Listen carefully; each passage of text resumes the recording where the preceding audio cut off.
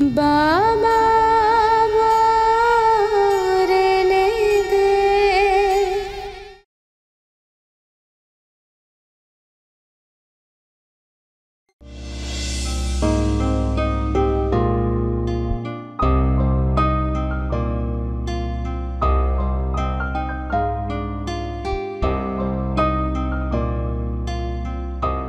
রিমঝিম, বিহান, কি হয়েছে? এখনো খাওয়া শুরু করনি কেন? আজ সবাই নিজের নিজের কাজে ছুটি নিয়ে নিয়েছো নাকি?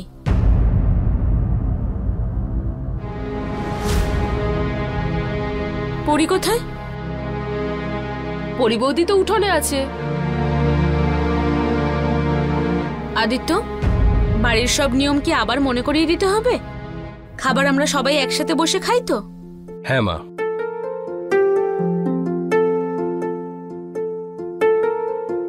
কিন্তু পরি বৌদি বাইরে কি করছে? হাওয়া খাচ্ছে হয়তো। বাবলি, তুমি আমার বৌমাদের নামে বলছো, এরপর আর যেন কখনো না শুনি। আচ্ছা মা।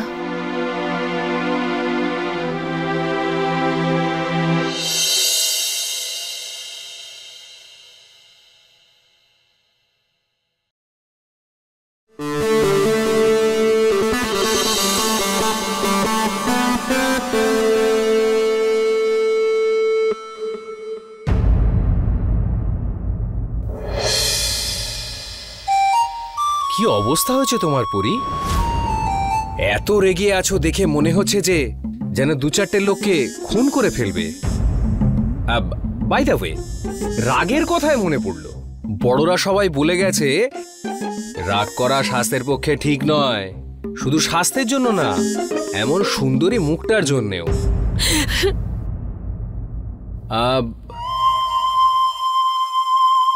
কি হলো সুইটার? আমি তো সত্যিই বললাম। আচ্ছা একটা কথা বলো, যে তুমি রেগে আছো কেন? কেন রেগে আছো? এক মিনিট, তুমি আবার আমার উপর রাগ করোনি তো? বলো না, কি হয়েছে? আরে কিছু তো বলো না। তোমার ওপর না, নিজের ভাগ্যের ওপর রাগ হয়ে রয়েছে যে কিনা তোমার মতন স্বামী আমাকে দিয়েছে। তবে যদি আমার মুখ খুলে যেত না, তবে তুমি কি তোমার স্মৃতিও এই বাড়ির বাইরে চলে যেত। এনাফ। আরে তুমি তো এমন করে বলছো যেন তুমি অনেক সহজ মানুষ। তুমি কতটা সহজ সেটা আমার থেকে ভালো কেউ জানে না। যদি কেউ তোমার ক্যারেক্টার সার্টিফিকেট বানাতে চায় না, তাহলে সে আমার সঙ্গে এসে দেখা করুক। আমি তোমার সমস্ত কাণ্ড কারখানা আমি সব লিখে দিতে পারবো। ওয়াও, টু গুড ইয়ার। তুমি তো সবকিছু জানো। আমার ব্যাপারে তুমি কত কিছু জানো ভাই। আমিও তোমার ব্যাপারে একটু একটু জানতে শুরু করেছি। আবার কি হলো? এবার কি ভুল করলাম আমি? আচ্ছা শোনো, চলো গিয়ে খেয়ে নিই আমরা। আমি কোনো খাবার টাবার খাবো না, তুমি যাও এখান থেকে, আমাকে একা ছেড়ে দাও। আই উইশ আমি এখান থেকে চলে গেলে সব এখানেই ঠিক হয়ে যেত, কিন্তু কি করব, মা বলেছে তাই আমাকে আসতে হয়েছে। আমাদের বাড়ির রুল যে আমাদের বাড়িতে সবাই একসাথেই খেতে বসবে, তাই রুল ফলো করছি। নইলে আমার কোনো শখ হয়নি তোমাকে তেলমা খাবার। দেখো না, আমার কোনো রুল ফলো করার ইচ্ছা আছে আর না তোমার সঙ্গে বসে খাবার খাওয়ার ইচ্ছে। তুমি প্লিজ এখান থেকে যাও, আমাকে একা ছেড়ে দাও, বুঝলে? ওকে, তোমার ইচ্ছা, কিন্তু একটা কথা মনে রেখো, এই যা সব তুমি করছো না, এর ফলে চিরকালের জন্য তুমি একাই হয়ে যাবে। আমার কি, এমনিতেই মা তোমার ওপর রেগে আছে, আরো একটু রেগে যাবে। আমার কি যায় আসে? কিন্তু একটু ভাবো, যদি আমি আমার মুখটা খুলে দিই যে তুমি সংসার খরচের টাকা বিউটি পার্লারে দিয়ে এসছো, তাহলে মায়ের রিয়াকশন কি হবে? না এমনিতে তো আমি কাউকে বলিনি কিছু, কিন্তু মুখ না খোলার গ্যারেন্টিও দিতে পারবো না। হ্যাঁ,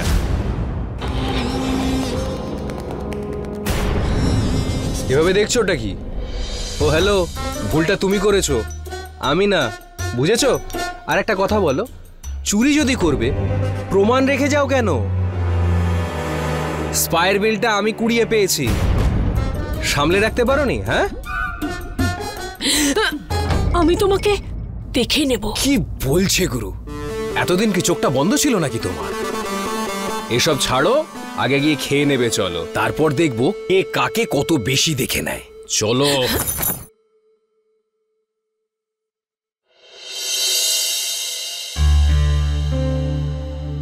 মানে এসব কি? সাবুদানার খিচুড়ি, আমের শরবত, তরমুজ আর পেঁপে স্যালাড, মানে জল খাবারে কেউ এইসব খায় নাকি? কোমল, আজ তো তুমি তরকারি বানাবে বলে বলেছিলে। হ্যাঁ মা, কিন্তু ওই কাল থেকে লোডশেডিং আর এতটা গরম পড়েছে, তাই আমি ভাবলাম যে ব্রেকফাস্টে সকলের জন্য হালকা কিছু বানিয়ে নিই। এই জিনিসগুলো খেলে এখন গরমে শরীরটাও ভালো থাকবে। আর জেঠুও বলছিলেন পেটের সমস্যা আছে একটু, সেই জন্য আর কি। আমি লুচিও করে রেখেছি, যদি চান তো দিতে পারি। না না না, যেটা আলাদা করে রেখেছো না ওটা প্যাক করে দাও, ঠিক আছে? আরে প্রথমবার তো কেউ আমার পেটটা নিয়ে ভাবলো, হ্যাঁ? আরে আমার একার কি, সবার পেটের গন্ডগোল ঠিক হয়ে যাবে, তাই না?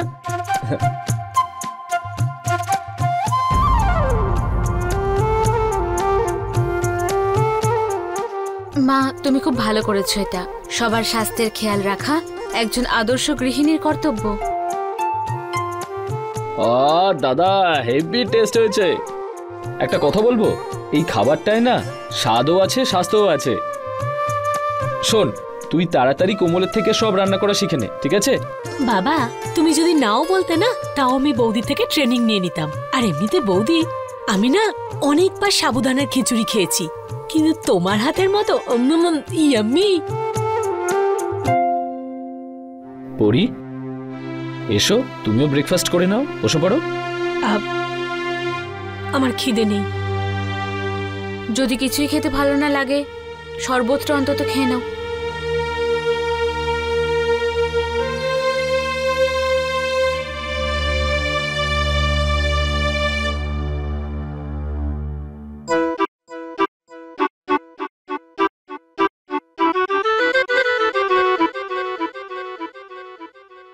কোমল, হ্যাঁ আমাকে টিফিনেও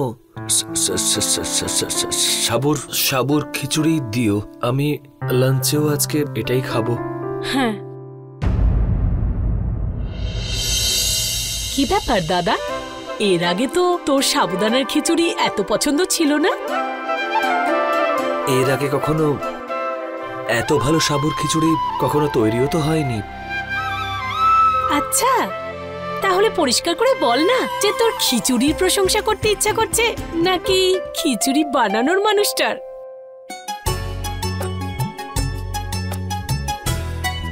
রিমঝিম, তুই আজকাল একটু বড় বড় কথা বলতে শুরু করেছিস। তাছাড়া মা, রিমঝিম তো আমাদের জন্য কখনো বড় হবে না, কিন্তু ওর কথা শুনে এখন এমন মনে হচ্ছে যত তাড়াতাড়ি সম্ভব ওর বিয়ে দিয়ে আমরা ওকে শ্বশুর বাড়িতে পাঠাতে পারবো।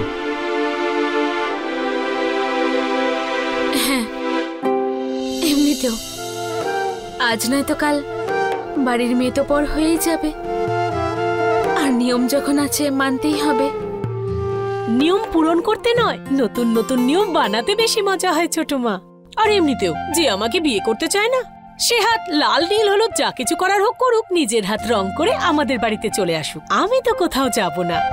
আর এমনিতে বাবা, তোমার ওই ঘর জামাই চলবে তো? হ্যাঁ হ্যাঁ হ্যাঁ, একটা কাজ করবো, ওকে এই বাড়িতেই থাকতে বলবো।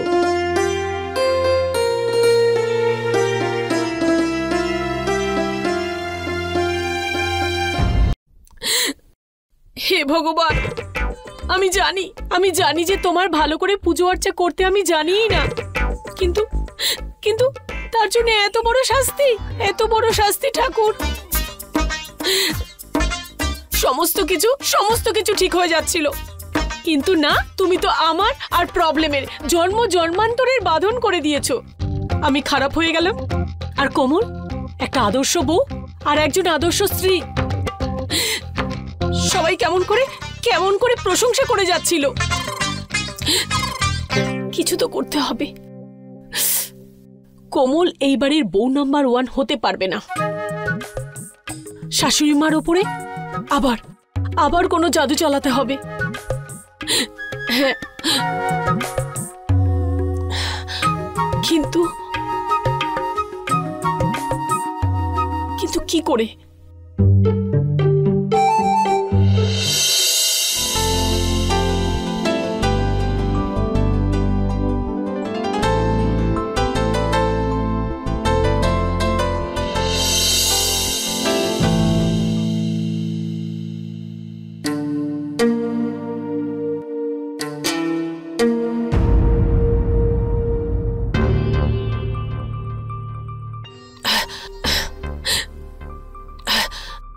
মা মা আমাকে ক্ষমা করে দিন মা। আমি খুব ভয় পেয়ে গেছিলাম যে আপনি যদি জেনে যান তাহলে আমি বিল পে করিনি, তাহলে আপনি খুব রাগ করবেন, সেই জন্যে মিথ্যে বলেছি মা, আমাকে ক্ষমা করে দিন। পরি, আমরা সবাই মানুষ, আর ভুল মানুষ মাত্রই হয়, কিন্তু ইচ্ছাকৃত ভুলের জন্য মিথ্যে বলা কখনোই উচিত নয়। আর সবকিছু মেনে নেওয়া যায়, কিন্তু মিথ্যে নয়। মা, আমি আপনাকে কথা দিচ্ছি যে এরকম আর কখনো হবে না, সত্যি বলছি মা।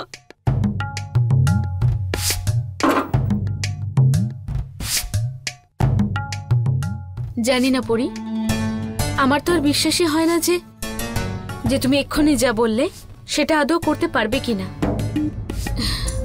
নিজের কর্তব্যটা বোঝো পরি, শুধু ক্ষমা চাইলে কিচ্ছু হবে না। তুমি নিজে তোমার কাজের উপর আমায় বিশ্বাস করাও যে তোমার সত্যি অনুশোচনা আছে, যেমন যেমন দোলের ঘটনার পর থেকে আদি করে চলেছে, যেমন যেমন তোমার বোন করে চলেছে। মা মা, আপনি আমাকে মেয়ের মতো ভালোবেসেছেন, বিশ্বাস করেছেন, কিন্তু কে জানে মাথার মধ্যে কি এমন ঘটেছিল যে আপনার বিশ্বাস আমি ভেঙেছি। মা প্লিজ আমাকে শেষবারের মতো ক্ষমা করে দিন না। সরি মা, প্লিজ।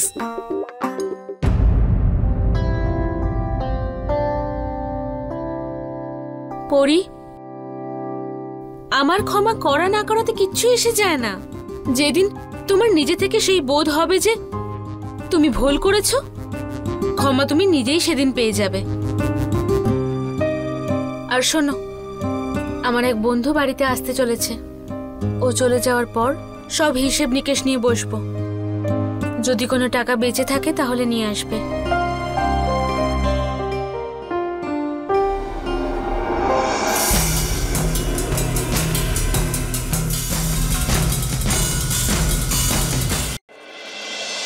কি করব, কোথা থেকে দেবো হিসাব? অর্ধেক টাকা তো স্পা আর মেকআপ কিটে খরচ করে ফেলেছি, এখন আমি কোথা থেকে দেবো হিসাব? যার জন্য বিশ্বাস ভেঙেছে না, এই সমস্ত প্রবলেম ওর জন্যে। আর এর পেছনে একজনেরই হাত রয়েছে, আমার 7 জন্মের শত্রু, আমার স্বামীর। যখনই দেখো আমাকে ছোট করতে থাকে, 2 মিনিট আমাকে শান্তিতে থাকতে দেয় না। অনেক হয়ে গেছে ওর চালাকি, ওকে ওর সঠিক রাস্তা দেখাতে হবে।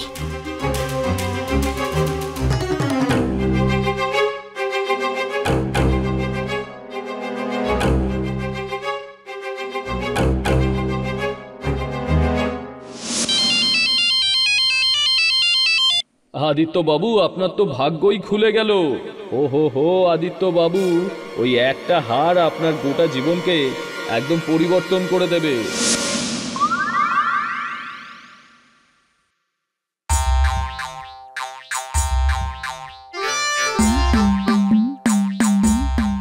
তারিখটা কি ছিল?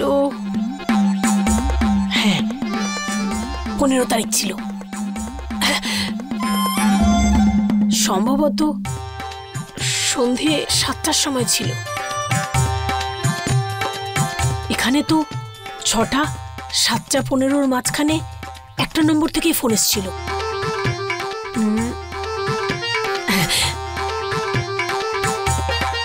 মেসেজ করে দেখি।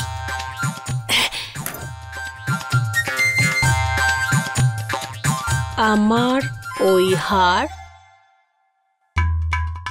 চাই, কোথায় আছে ওই হার?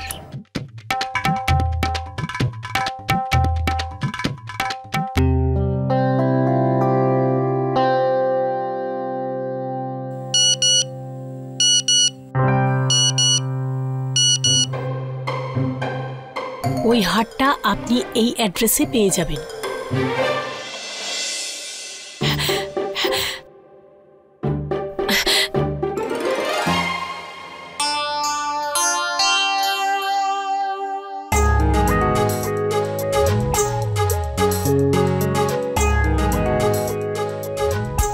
আমার আদরের স্বামী, তুমি আমাকে অনেক কষ্ট দিয়েছো না?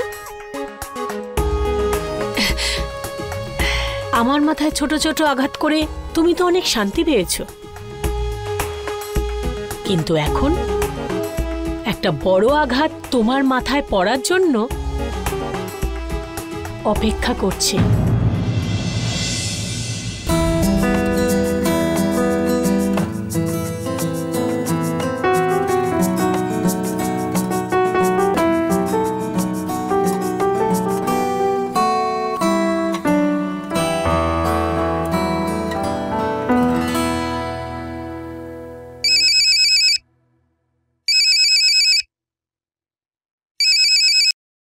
হ্যালো,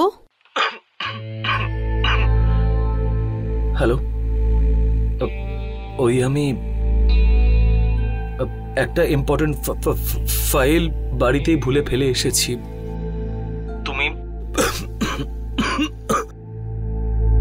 তুমি ওটা আদিত্যর হাতে একটু পাঠিয়ে দেবে? ও নিশ্চয়ই কিছুক্ষণে অফিসে বেরোবে। আপনি আপনি কাঁদছেন কেন? ঠিক আছেন তো? কিছু না, শুধু সামান্য ঠান্ডা লেগেছে। আমি রাখছি। হ্যাঁ, কি হলো আবার? বাবলি, একটা কাজ করো তো, আমাকে একটা গ্লাস জল, চিনি আর মশলা দেবে, ঠিক আছে?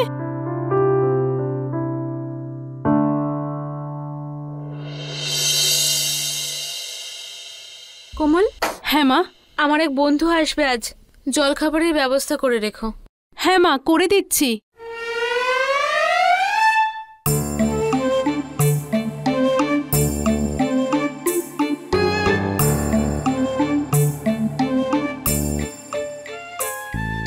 এখান থেকে পালানোর পথ খুঁজে পেয়ে গেছি।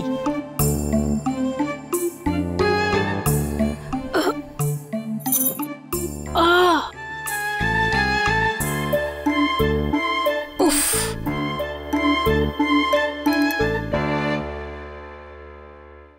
কি হয়েছে তোর? মাথা ধরেছে? আমি তোর জন্য গরম গরম চা বানাই? না না, চাটা খেলে কিচ্ছু হবে না, অনেক বেশি ব্যথা করছে। আমার মনে হচ্ছে বিশ্রাম নিলেই ব্যথাটা যাবে। আমি একটা কাজ করি, আমি আমার ঘরে গিয়ে ওষুধ খেয়ে শুয়ে পড়ছি। হ্যাঁ কোমল, একটা কাজ করবি? দেখিস যেন আমার ঘরে কেউ না আসে আর আমাকে যেন ডিস্টার্ব না করে। ঠিক আছে দিদি, যা গিয়ে একটু শুয়ে পড়।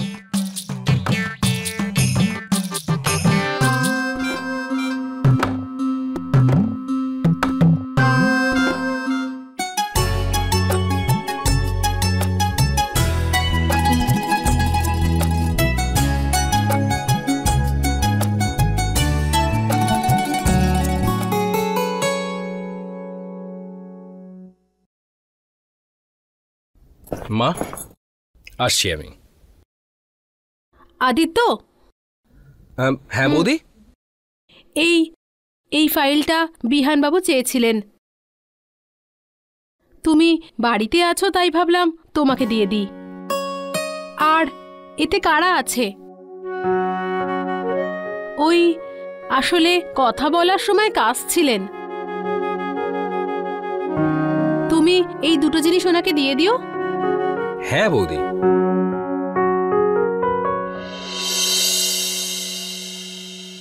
তবে মানতে হবে বৌদি, দাদা খুব লাকি। কত খেয়াল রাখো তুমি দাদার। স্বামীর সেবা করা, স্বামী স্ত্রীর সম্পর্ক কেমন হওয়া উচিত কেউ তোমাকে দেখে শিখতে পারবে, যদি সবার স্ত্রী তোমার মতো হতো। দাও।